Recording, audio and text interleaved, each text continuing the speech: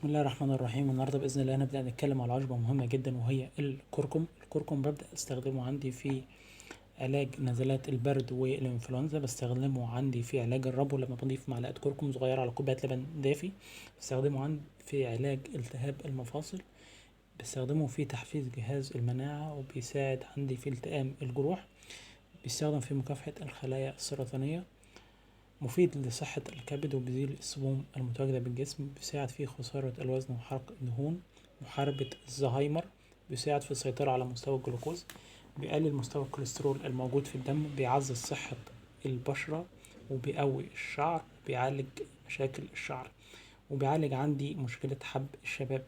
طب الطرق اللي انا بستخدمه فيها ايه هي؟ في ناس عندنا بنبدأ نضيفه لبعض انواع من السلطات، بنبدأ نضيفه عندنا لبعض انواع من الشوربة زي شوربة الخضار او شوربة الدجاج. طب ايه هي موانع الاستعمال عندي؟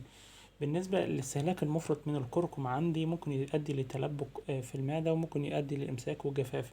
طيب ممكن للأشخاص اللي هم عندهم مشاكل في المرارة طبعا بيحظر عليهم استخدام الكركم. الأشخاص اللي هو عندهم قابلية الجسم عندهم إن هو يكون حصوات في الكلى برضك بيحظر عليهم استخدام الكركم. النساء الحوامل لازم قبل استخدام الكركم يستشيروا الطبيب. الأشخاص اللي بيعانوا أو اللي بياخدوا أدوية سيولة برضك لازم يستشيروا الطبيب قبل ما يستخدموا الكركم بشكل كبير.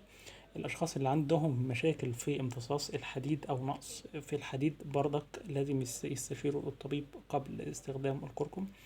الناس اللي ممكن يسبب عندي مشكلة في الخصوبة، لأن الكركم بيقلل من مستويات التستوستيرون، وبالتالي بيقلل من حركة الحيوانات المنوية، لذلك يجب تناول الكركم بحذر من قبل الأشخاص اللي هم مقبلين على الإنجاب